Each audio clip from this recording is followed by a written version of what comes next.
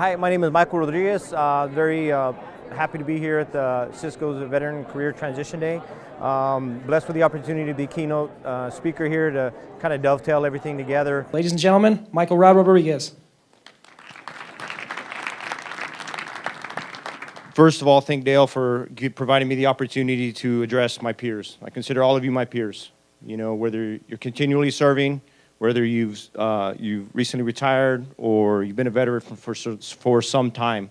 Anytime I'm given the opportunity to address my peers, you know, of course, I'm going to welcome it with open arms. A little bit about me. There's the bio in there. I'll just keep it short as far as what I do and why I was asked to speak here today. Obviously, I had 21 years in the Army before I was medically retired for some stuff that happened to me downrange. My wife's still currently, actually, she's going through a transition right now. She hits 20. She's finally decided to retire. She hits 21 years this coming August, September, yeah.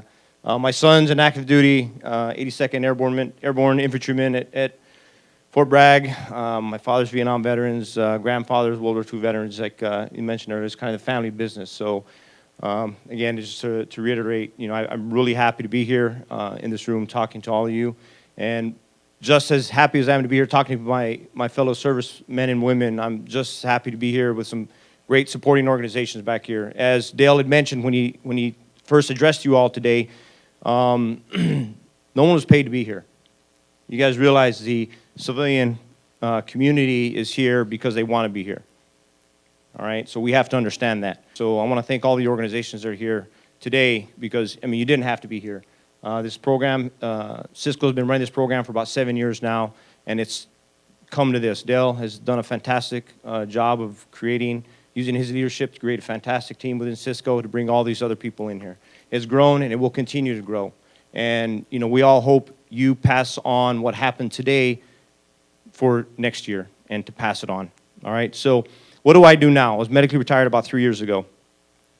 I found through my 21 years of service that my passion was just that, service to others. You know, every one of us that serves, we know there's a certain job satisfaction we get with serving.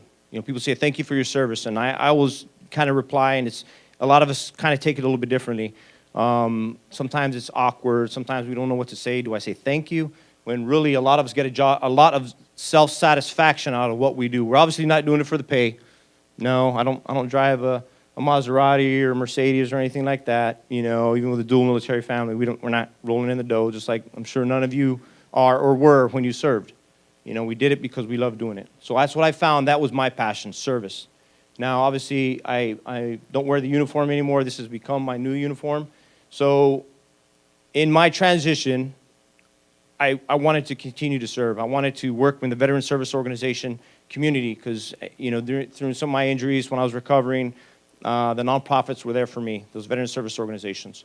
So I decided to give back and start volunteering. So I am the Chief Ambassador for the Green Beret Foundation. I was Green Beret. That was the first organization there for me. I sit on a board for a Global War on Terror Memorial Foundation. We're actually working on changing litigation to allow our generation to build a war memorial in D.C. because, as we all know, you know, those places are places of healing, you know, and we're trying to avoid what happened to the greatest generation. You know, a lot of those World War II veterans will never see that and passed long before that. So that's one of the other boards I sit on. But the lion's share of my time, aside from being a full-time student and an Army spouse and taking care of kids, two little kids at the house still, is I sit on President Bush's Personal Advisory Council for his Military Service Initiative. I'll say that 10 times fast, right? So there are 13 people that sit on this council. You have everyone from the First Marine, Chairman Joint Chief Staff, General Pete Pace, fantastic American. You've got General Torelli, Vice Chief of Staff of the Army. You've got Ambassador Nichols. Soledad O'Brien sits on there, but President Bush wanted one of us, one of the post-9/11 veterans, to sit on this board. So I was selected to sit on this advisory council. And that is his passion. Like I said, it's the lion's share of my time.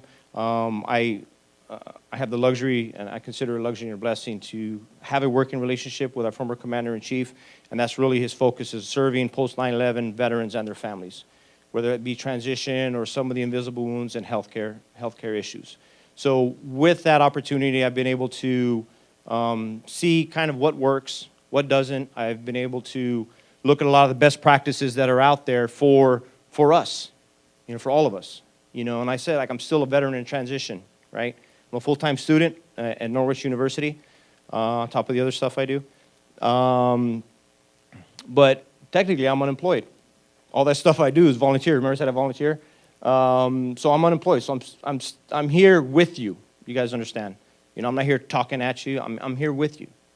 But I also want to provide some of the tools and resources and guidance that was provided to me. More than 2.5 million Americans have answered the nation's call to arms since 9/11.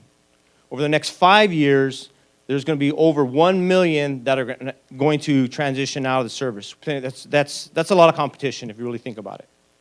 If you really want to think about it. 2.5 million fantastic Americans answer that call, and in 5 years, there's 1 million that are going to be going out there.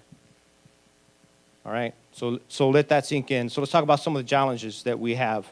One of the problems that I have seen with veteran transition is people talk about the civilian-military divide. And it's really easy for us as veterans, on the inside, we'll talk about getting out, like we're institutionalized or something. Well, it's very easy for us to, blame the civilian community. There's that lack of cultural competency between the two groups, the civilians and the military community. However, we have to take onus of some of that ourselves. We really do.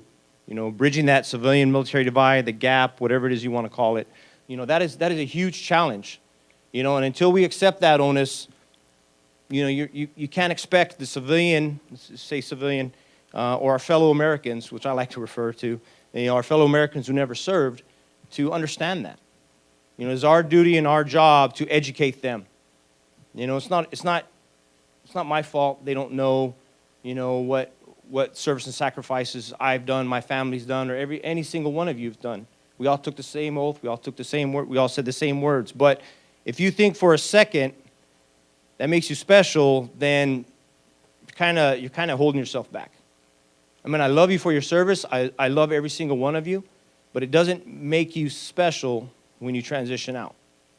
No one in here is entitled. If you feel like none of us need validation for our service. If you feel like you needed validation for your service, then I think you have some soul searching to do. Every one of us chose to serve our country. You were born an American, you chose to serve.